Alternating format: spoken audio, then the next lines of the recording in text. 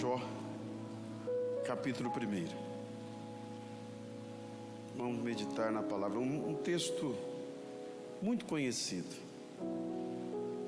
No verso de número 20, 21 e 22. 19, vamos para 19. Eis que um grande vento, Jó capítulo 1, verso 19.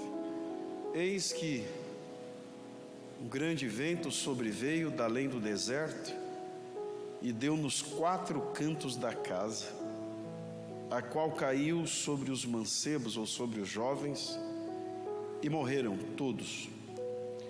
E só eu escapei para te trazer a nova. Verso 20. Então Jó se levantou, rasgou o seu manto, rapou a sua cabeça e se lançou em terra e adorou. Verso 21, e disse: Nu saí do ventre de minha mãe, e nu tornarei para lá. O Senhor o deu, o Senhor o tomou, bendito seja o nome do Senhor. Em tudo isto, Jó não pecou e nem atribuiu a Deus falta alguma. Irmãos, no decorrer do tempo e do decorrer da vida, nós vamos entendendo algumas coisas na Bíblia. Tudo que está aqui é para a gente crer, mas na verdade tem coisas que você passa, né? Você passa e sofre quase que literalmente. Cada um tem seu sofrimento, cada um tem as suas dores. E às vezes cada um reage de uma maneira diante da dor. Cada um reage. Tem pessoas que sofrem tantas dores que no decorrer da vida, quando uma dor é tão pequena, aquilo já é insuportável para ela, que ela já está totalmente vulnerável de tanto sofrimento, E eu estava meditando hoje, pensando, a palavra de Deus é tremenda. Você pode ler esse livro, como o seu Espírito Santo pode fazer você lembrar de tudo que você já conhece na Bíblia. E em determinados momentos o Senhor te faz lembrar, pensar, e você começa a pensar, e Ele começa a ministrar sobre nós aquilo que está já guardado no nosso coração. E aí eu fiquei pensando sobre Jó. Acho que foi na sexta-feira nós fizemos uma live, alguns dos irmãos participaram, foi uma live maravilhosa, porque cada um de nós íamos colocando ali um versículo, né? E aí eu pedia para os irmãos pôr versículo, cada um punha um versículo, digitava um versículo, eu lia, e a palavra foi tomando uma forma tão profunda em nós, que de repente nós somos tomados pelo Espírito Santo.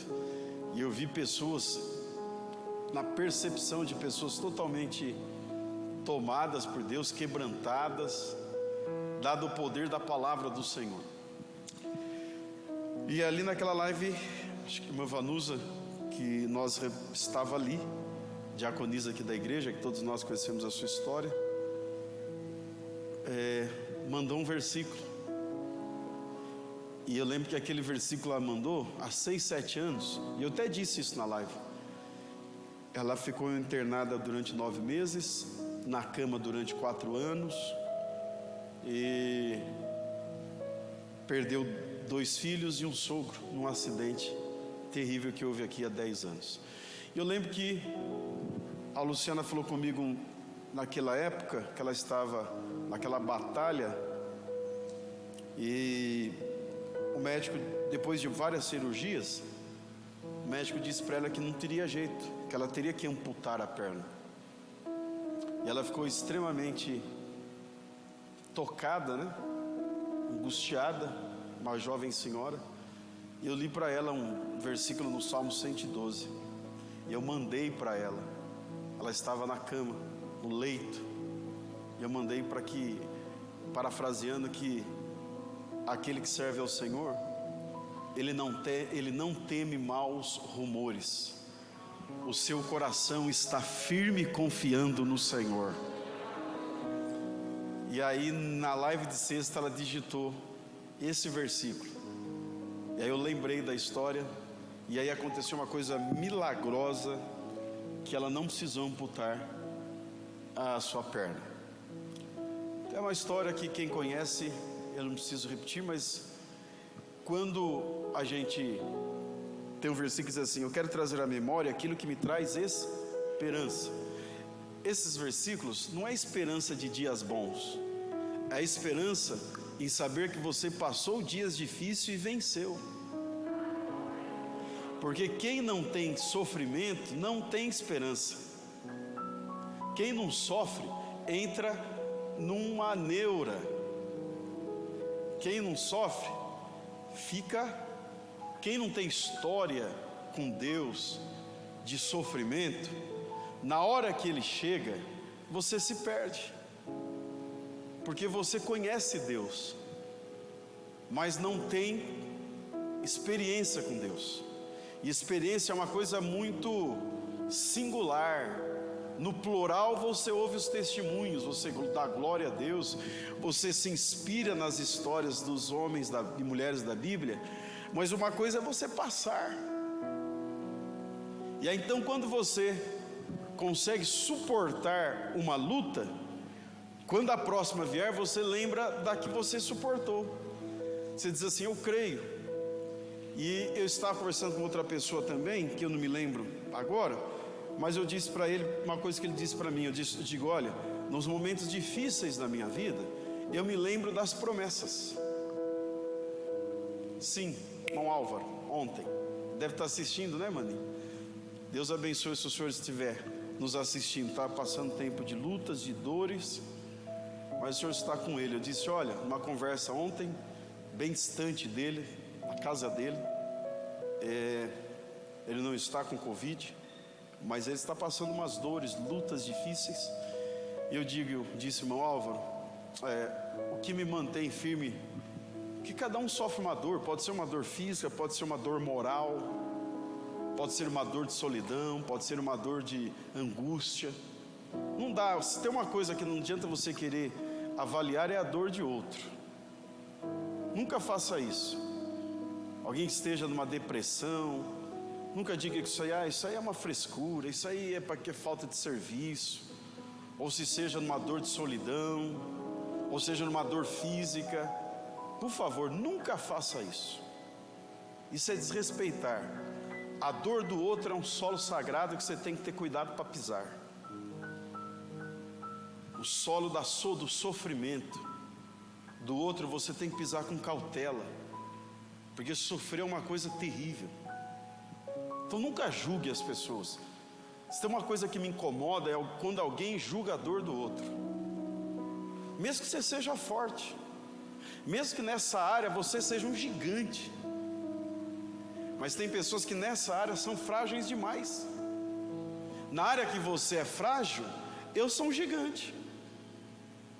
Então tem que haver essa inteligência emocional, essa sabedoria nossa em relação a julgar. Pessoas que sofrem por uma série de coisas. Tem pessoas que sofrem por coisas que você tira de letra, mas tem coisas que o outro tira de letra e que você sofre. Então o sofrimento é uma coisa que exige extremo respeito do próximo. E eu disse para o irmão Álvaro, disse: irmão, que me faz ter forças para avançar é as promessas de Deus. Porque isso aqui não é técnico, isso aqui não é uma aptidão humana. Você está num altar durante mais de 20 anos pregando o Evangelho. Essa palavra pode curar alguém aqui. O que nos mantém há anos no templo, na igreja, é a palavra. E se há uma revolta do inimigo, é contra as palavras que saem do altar. Se há uma revolta do inimigo, é contra os levitas. É contra os levitas. Levitas têm que estar revestidos. Nós não somos seres normais. Como assim, pastor? Normais no nosso dia a dia, sim, mas no mundo espiritual há uma diferença de quem no templo executa em relação a quem no templo participa. Quem trabalha aí, quem trabalha aqui, quem trabalha nas portas, quem trabalha no som, para que essa mensagem chegue em você até na sua casa. Alguém está trabalhando. Para que tudo isso aconteça, há uma batalha no mundo espiritual para que dê errado. E eu acho que esse tempo que nós estamos vivendo está muito claro. Está tão claro que só não entende os inocentes, ou quem não quer entender. Você não percebe de forma implícita uma perseguição quase que explícita contra a igreja? E não é isso que eu quero falar, porque isso é inteligente. Não é normal o metrô abarrotado de pessoas não ser um problema, e uma igreja de pessoas distantes uma da outra, sem abrir a boca, sem se tocarem, ser o maior problema. Isso é o quê? Isso é normal, porque a igreja seria odiada. O duro é a igreja achar que chegou a hora dela estar no palácio. A igreja não foi chamada para frequentar os corredores do palácio. Talvez nós nos enganamos. Não é a nossa vez. Nessa terra é sofrimento e humilhação. Não, agora é a nossa vez. Não. Isso é um som estranho, que não é compatível para a igreja dos evangelhos. O que eu digo com tudo isto? Fazendo e pregando bem devagar para você ir entendendo. O sofrimento é terrível, e eu digo, quando ele estiver batendo a sua porta, lembre das promessas. Uma das coisas, porque tem uma principal. Como que alguém diz que Jó é um livro simplesmente poético, mas eu não quero entrar nesses méritos dos teólogos, porque eu não sou. Tem uma série de coisas aqui que não vale a pena a gente entrar na visão de pensadores da Bíblia, mas ler o que está escrito. Ler o que está escrito.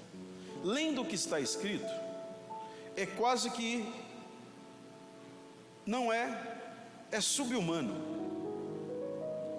É isso que eu quero que você me entenda. É sub-humano alguém passar por tanto sofrimento, porque no versículo 19 diz assim: e eis que um grande vento sobreveio da além do deserto, e deu nos 4 cantos da casa, a qual caiu sobre os jovens, e morreram-se todos, e só eu escapei para trazer a notícia ruim. Quem são esses mancebos? São os 10 filhos de Jó. Depois que ele vem perdendo bens materiais, depois que ele vem perdendo os seus funcionários chamados de servos da época, depois que ele perde ovelhas, camelos, se você fizer uma avaliação financeira dos dias de hoje, todos os bens que o Jó perde é milhões. Milhões. Um camelo hoje custa no Oriente Médio 100 mil reais. Ele perde vários. E vamos. E aí no final, se não bastasse, ele perde a família. Ele perde os filhos. E não eram qualquer filhos, eram filhos tementes a Deus e ao seu pai. Uma casa onde tem briga deve ser dura de viver. Briga de irmãos, contenda, deve ser terrível isso. Eu venho de uma família muito simples, mas não tem briga entre nós, os irmãos. Nós nos toleramos nas nossas diferenças. Essa é a realidade. Como você faz? Eu estou dizendo essas briguinhas bobas, Ah, você pegou minha roupa, ah, você pegou meu isso, você pegou meu sapato, você pegou meu chinelo, eu não te suporto, eu não sei porque que você é minha irmã, eu não sei porque que você é meu irmão, não sei porque que eu não sou filho único. Não é essas bobeiras que daqui a pouco está todo mundo se defendendo. Eu estou falando de família onde as pessoas se matam, onde as pessoas se odeiam, onde as pessoas torcem para um dos irmãos fracassar mesmo, para ele tripudiar em cima. Família bacana é a família que um precisa do outro.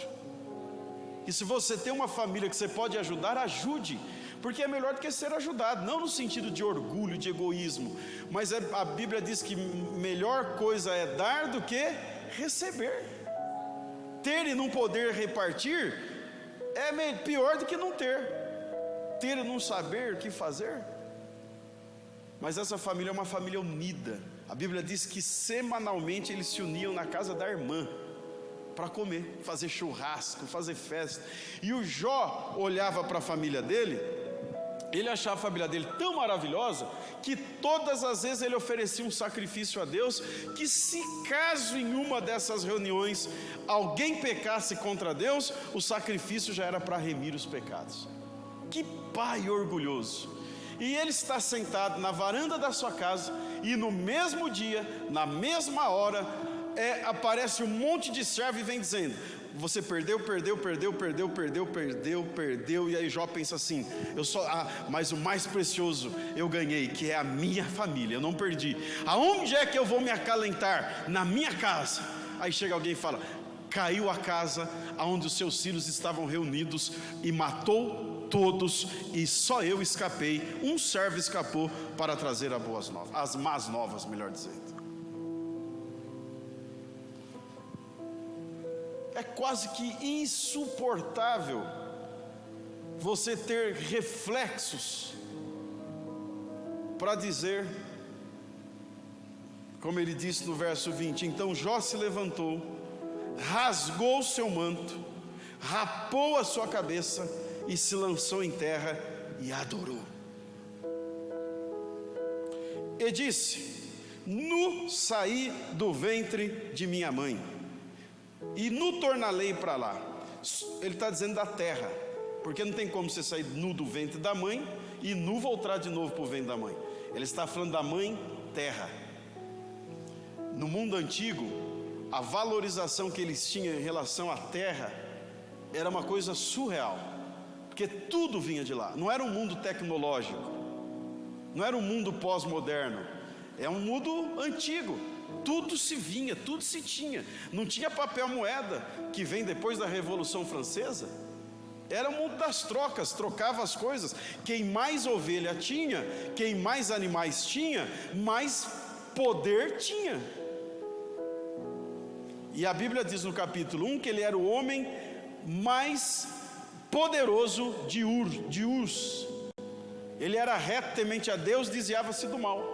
Agora ele acorda bilionário, o homem mais feliz da terra, e vai dormir miseravelmente financeiro, e o filho que perde o pai é órfão, o marido que perde a esposa é viúvo, e o pai que perde os filhos, como é que você chama ele? Não tem adjetivo de tão doloroso que é. Aí eu fiquei pensando, e aí no verso 20, ele diz assim, 21, e nu, já vou terminar em 5 minutos, ele disse: nu saí do ventre de minha mãe, e nu tornarei para lá. O Senhor deu, o Senhor tomou, bendito seja o nome do Senhor. Verso 22, e em tudo isto Jó não pecou, nem atribuiu a Deus falha alguma. Deixa eu dizer uma coisa para você, e hoje na escola dominical eu tive a resposta. Foi uma aula maravilhosa. Estamos aprendendo sobre Deus. Eu fiquei pensando, a questão, o Jó é um ser humano, é o mesmo Deus que eu acredito. Onde está o segredo de tudo isso aqui para alguém suportar e dizer essas frases? Você já parou para pensar nisso? Não precisa responder, mas há uma pergunta para você pensar agora nesses reflexos rápidos de segundo. Você já parou para pensar da onde vem essa força? É um homem falho, é ser humano, é carne, não tem perfeição nisso aqui. Aí eu entendi que as coisas estão na forma que nós olhamos Deus, na forma que nós conhecemos Deus. Deixa eu ler para você um negócio aqui. Jó era um modelo de confiança e obediência a Deus. Ainda assim, Deus permitiu que Satanás o atacasse de forma especialmente cruel. Embora Deus nos ame, crer nele e obedecê-lo não nos isenta de calamidades na vida, reveses, tragédias e tristezas. Atinge tanto os crentes como os não crentes. Contudo, Deus espera que, durante nossas provas e nossos sofrimentos, expressemos nossa fé ao mundo. Como você reage aos problemas? Eu pergunto a você. Você pergunta a Deus: por que eu? Ou diz: usa-me, Senhor. Por que eu? Por que eu, Senhor? Aí eu fiquei entendendo que a questão não está em Deus, a questão está em nós. Depende da forma que você observa e entende o seu Deus, é a forma que você vai reagir diante das tragédias, reveses, tristezas que nós enfrentamos na vida. Deixa eu dizer uma coisa para você. Eu escrevi, saiu uma frase minha hoje aqui. Na hora que nós estávamos na aula, eu dei uma palavra e eu disse assim: fé em Deus não é sobre o que Ele pode fazer, mas sim em quem Ele é. Fé em Deus não é sobre o que Ele pode fazer por nós. Eu passo a ter fé, se Ele fizer, eu creio. Se Ele não fizer, eu vou ter dificuldade de crer. Não, fé em Deus não tem nada com isso. Fé em Deus é: eu sei quem Ele é. Fé em Deus é: eu sei quem o meu Deus é. Você sabe qual que é o maior problema nosso? É que nós não conhecemos Deus. Você sabe qual é o maior problema nosso? É que nós estamos distante desse Deus da Bíblia. Nós estamos distante dos pais da fé, dos heróis da fé, da forma que eles enxergavam Deus. O nosso evangelho foi adulterado. O evangelho que chegou na geração do século 21 é um evangelho totalmente fora dos padrões. Houve uma confusão, houve um pouco de falta de entendimento do momento em que se revela o período da graça, que Jesus chega, o João prega pesado, o João ainda dá uma machadada forte, o João Batista. Aí o Senhor Jesus, João Batista abre o caminho para Jesus. Não que Jesus venha fazer concessões, mas ele vem abrir as possibilidades da graça e a misericórdia. E às vezes tem gente que se perde com a graça. Não, a graça na verdade se torna um pouco mais difícil do que a própria lei, porque na lei você oferecia um animal. Agora na graça Ele dá para você toda a liberdade de você ou ir para o céu ou ir para o inferno. E é pior quando a liberdade está nas nossas mãos, porque muitos de nós não queremos a responsabilidade. Poucas pessoas querem ser responsáveis. A gente sempre procura outro para poder dividir a responsabilidade. Mas não é isso que eu quero entrar para fazer. Eu estou falando da mudança da lei para a graça, da mudança desse evangelho, e aí a gente perdeu as referências. Quais são as referências para nós nos dias de hoje? Um é Jó. Por quê, pastor? Ele não chora por perdas materiais, ele não chora por perda de dinheiro, ele não chora por perda de colocação na sociedade. O sucesso dele não está em ser o maior homem mais rico de Urs. O sucesso dele não é de ser o homem que tem milhões numa terra onde só havia mais gente pobre. O sucesso dele não estava nisso. O sucesso dele estava da forma que ele cria em Deus. Como eu confio em Deus, para eu não ficar confuso nos dias de hoje. É só por isso que ele diz: nu saí do ventre da minha mãe, nu tornarei para lá. O Senhor o deu, o Senhor o tomou. Bendito seja o nome do Senhor. Em tudo isso, irmão, não parece que é muito simples isso? A gente não esperneia por muito menos? Vamos ser sinceros, Deus está falando com a gente. Deus está querendo um crente mais responsável. Chegou o tempo da gente ser mais responsável. Estou falando eu não sei você. Não estou falando sobre perfeição, que não espere perfeição de ninguém, que você vai se decepcionar. Eu estou falando na tua relação com Deus, na minha relação com Deus. Esse tempo é um tempo para nós tirarmos lições. Esse tempo é um tempo para nós fazermos autoavaliações. Quem sou eu no meio de tudo isso? Quem eu sou de verdade? Não estou falando de coisinha tão boba, pecado que a gente inventa, não. Estou falando relacionamento profundo.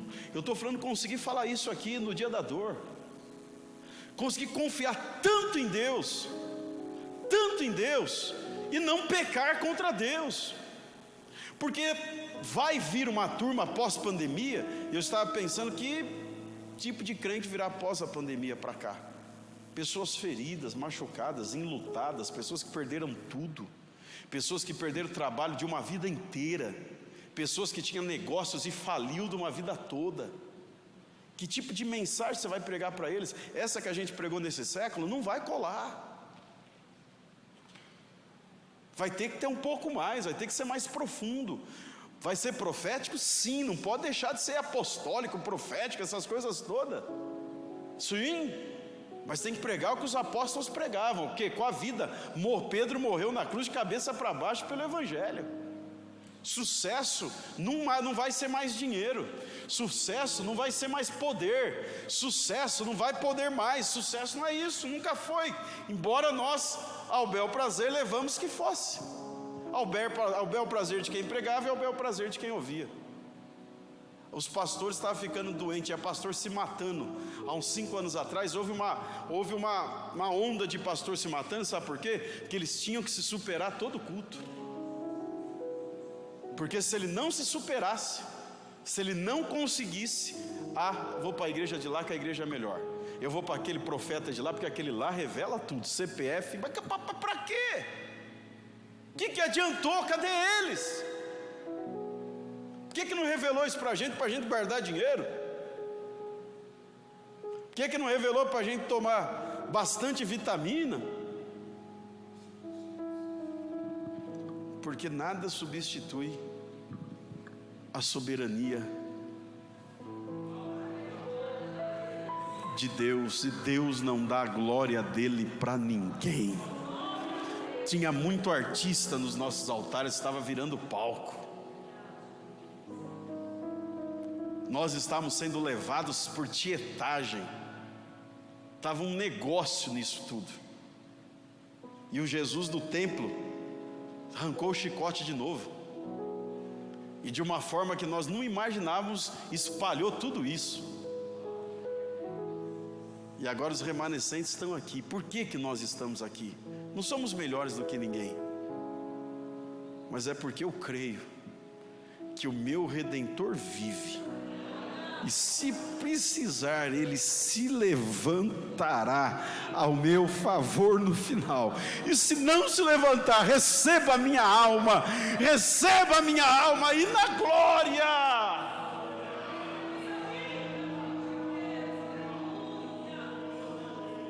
Eu encerro essa conversa com vocês, que eu estou me sentindo tão bem. Eu saí vibrando daqui hoje, e quem estava viu isso. Fé em Deus não é sobre o que Ele pode fazer, mas sim em quem Ele é. Quem é Deus para você? Eu quero que você saia daqui hoje pensando quem é Deus para você. A gente poderia perguntar agora, talvez tem gente que em 10 definições você ficaria sem palavras para defini-lo. Se eu perguntasse aqui, quem é Deus? Quem é Deus? Quem é Deus? Deus é amor, Deus é isso, Deus é aquilo. Deus, 10 palavras a gente já não conseguiria mais definir, porque a gente não conhece Ele de verdade. Em Oséias ele diz que nós devemos prosseguir em conhecê-lo. Quero te dizer, meu irmão, você que está aí na sua casa, nesses dias, não entre em desespero, procure conhecer mais quem é Deus. Deus é o Criador de tudo. Deus, quando Ele diz assim para Moisés, diz para ele: quando eu for falar com o faraó, e se ele perguntar quem mandou, você diga assim: o eu sou te mandou. Mas eu sou quem? O ar que você respira. Eu sou quem? Eu sou o sangue que corre nas tuas veias. Eu sou quem? Eu sou o pulmão que joga o gás carbônico para fora e puxa o ar puro para dentro. Mas quem? Eu sou os reflexos que você tem. Eu sou o seu sistema nervoso. Eu criei o seu cérebro, eu criei o teu coração, eu criei as tuas pernas. Quem mais? Eu sou o que sou. Eu faço, eu abro, eu tiro, eu fecho, eu exalto, eu abato, eu abro o cove, eu fecho o cove, eu tenho poder. Eu sou aquele que traz a paz, traz a esperança. Sou eu levanto e eu também abato.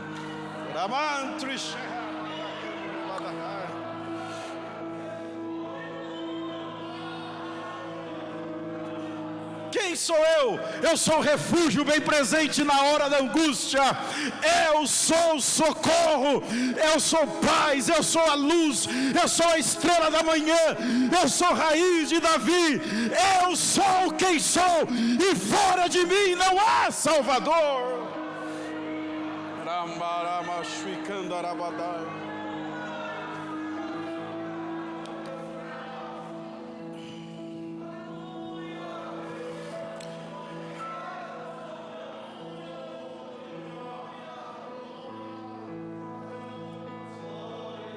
Deus é imutável, seus atributos não mudam. Ele sempre foi Deus, é Deus e sempre será Deus. Deus não muda.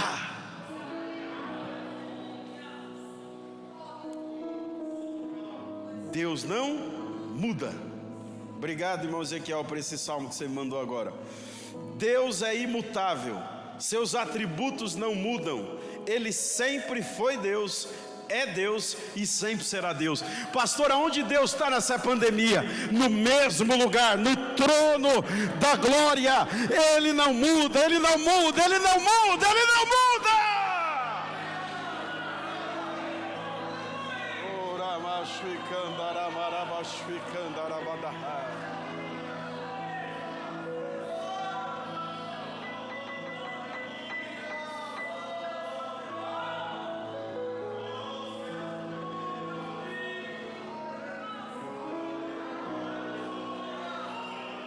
Deixa eu dizer uma coisa para você encerrar agora. Deus não é homem para que minta, e nem filho do homem para que se arrependa. Se Ele falou, Ele vai cumprir. Você sabe por que você perde muito tempo? Porque você não conhece Deus. Você frequenta a igreja, você está há anos aqui, mas a gente não busca conhecer Deus. Sabe que eu queria, com essa mensagem, te despertar e voltar à busca intensa de conhecer Deus. Tem gente perguntando, pastor, é Deus que trouxe isso? Você não conhece o seu Deus? Você tem dúvida do seu pai? Você tem dúvida do seu pai? Quando alguém encapuzado te causar uma ferida na rua e você chegar em casa, você vai dizer assim: eu não vi o rosto, mas tinha a altura do meu pai, tinha os trejeitos e tinha o sotaque. Você vai ter coragem de perguntar para o seu pai: pai, foi você que fez isso? Não, porque você conhece o seu pai. Quem conhece Deus sabe que Deus não fez isso.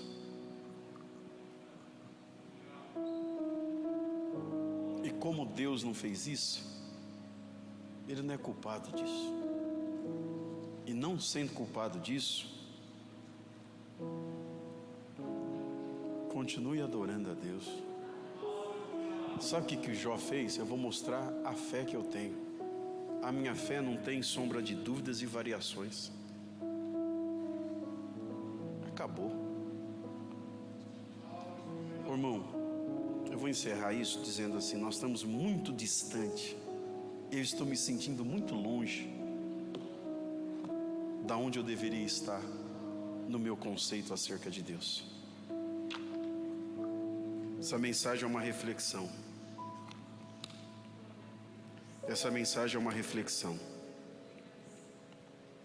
Eu preciso aprender mais de Ti.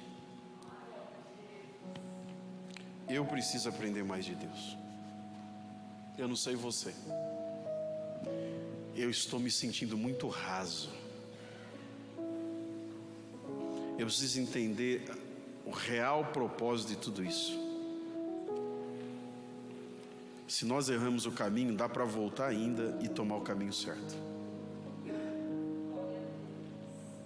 Vamos conhecer mais Deus? Vamos abrir mão mais de nós e se encher mais de Deus? Você em casa? Vamos fazer isso? Não é normal tudo que está acontecendo. A gente não pode voltar ao normal. Nunca mais seremos normais. Nunca mais. Para a gente não ficar perdido no meio de tudo isso, o que a gente pode fazer? Buscar conhecer mais Deus. Ele é soberano, como já disse alguém aqui hoje. Ele é soberano. Fique em pé aí na sua casa, os poucos irmãos que estão comigo aqui.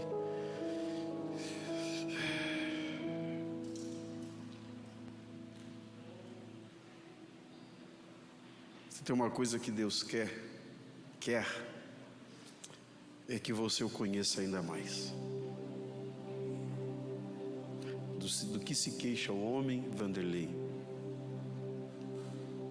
a não ser do seu próprio pecado. Pastor, o que eu vou falar nessa oração? Falar o que Jó falou, talvez não dá, porque você não está preparado para isso. Você não olha para Deus como Jó olhava. Para muitos o Deus nosso é o dinheiro, é o poder, é a fama, é melhor colocado na sociedade. Não sei, cada maluco com a sua maluquice. Mas na verdade não nos resta outra coisa, irmão, do que querer conhecer mais Deus. Não é pelo que Ele pode fazer, mas é pelo que Ele é. Você pode não ter nada, Ele continua sendo Deus. Você pode perder tudo, mas Ele continua sendo. E Ele não é obrigado a te restituir nada, porque não foi Ele que tomou. Ele é. Mas independente de você existir, de você estar vivo, de você estar morto, Ele é. Mas e se eu espernear? Não muda nada, Ele continua sendo. Mas e se eu querer pôr Deus na parede? Não muda nada, porque Ele é. Quem que precisa melhorar? Eu? Para quê? Para parecer mais com Ele, para conhecê-lo mais. E o interessante é que esse Deus, Ele dá o único filho dele, Jesus, o Cristo, para morrer em uma cruz. Sabe para quê? Só para voltar a ter amizade com a gente. E interessante que esse Deus tem sentimento. Ele vivia em um jardim conversando com o homem. Ele não precisava ter criado o homem, mas ele tinha vontade de ter um amigo. E ao ter vontade de ter um amigo, Ele cria a gente e coloca a gente no melhor lugar da terra. E a Bíblia diz que Ele vivia no jardim com Adão. Você já pensou? Que Deus é esse que gostava de conversar? Que Deus é esse que tem essa sensibilidade? Você tenha temor desse Deus, mas não tenha medo dele, não. Tenha temor, mas medo não. Aí quando o homem se perde, ele fala assim: eu tenho saudade do homem. Aí Jesus fala: Pai, traça um plano. Ele diz: eu já tenho. Que plano é esse? É para a gente reatar nossa relação. Só que só posso de uma maneira: alguém precisa descer lá e ter morte de cruz, e tem que ter sangue inocente. Aí Jesus falou: Pai, eu vou, porque eu sei o quanto o Senhor tem saudade do homem. Ô irmão, talvez você faça a loucura de querer viver sem Deus, mas Deus faz de tudo para não viver sem você. Vou repetir essa frase para você nunca mais esquecer. Talvez você faça a loucura de querer viver sem Deus, mas Deus faz de tudo ao ponto de dar o único filho para Ele não viver sem você. Pastor, o que eu oro agora? Eu sugiro a você que ore para um Deus que talvez você nunca tenha falado com Ele. Como assim, pastor? Esse Deus de verdade, que é tudo, que por Ele você fala como Jó falou: eu saí nu do ventre da minha mãe terra, e nu eu vou voltar para lá. Bendito seja o nome do Senhor. Ô irmão, larga por Deus por nada não. Pelo amor de tudo que é sagrado, não largue Deus por nada. Feche seus olhos e ore a Deus.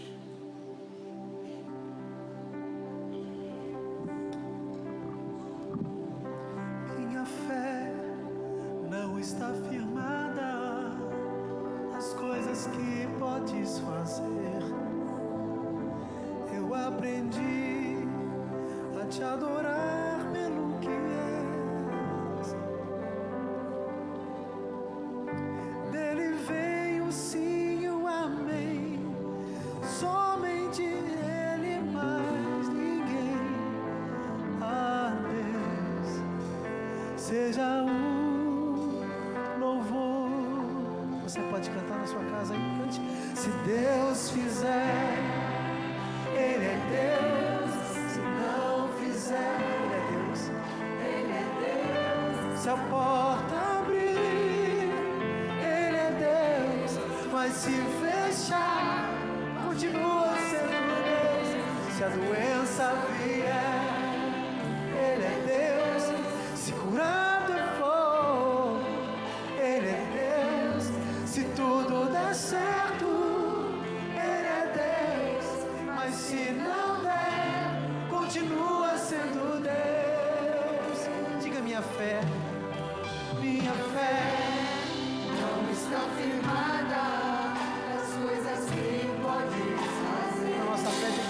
guarda no Senhor. Ele é a rocha inabalável. Ele veio sim, o amém. Ele veio sim, o amém. Somente dele mais ninguém. Adore ao Senhor como Jó fez. Adore ao Senhor, não importa as circunstâncias.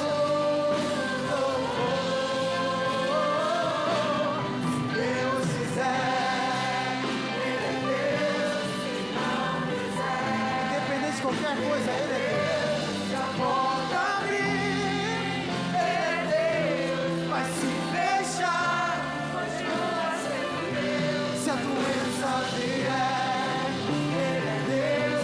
Se curar, só Ele pode te curar. Ele é o Rafa. Se tudo der certo, Ele é Deus. Mas se não der, continua sendo Deus. Eu não adoro pelo que Ele faz, eu adoro pelo que Ele é poderoso, mais do que houver, sempre será Deus. Eu não adoro pelo que Ele faz, adore pelo que Ele é o Senhor, mais do que houver, Ele é Deus, Deus vivo e verdadeiro. Se Deus fizer, Ele é Deus. Se não fizer, Ele é Deus. Se a porta abrir, Ele é Deus. Mas se fechar, continua sendo Deus. Se a doença vier, Ele é Deus. Mas se curado eu for, eu creio, Ele é Deus. Se tudo der certo, continua sendo Deus. Se Deus fizer, Ele é Deus. Se não fizer, nós cremos, Ele é Deus. Se a porta abrir, Ele é Deus. Mas se fechar, continua sendo Deus. Se a doença vier, Ele é Deus. Se curar eu vou, Ele é Deus. Se tudo der certo, Ele é Deus. Se não der, continua sendo Deus.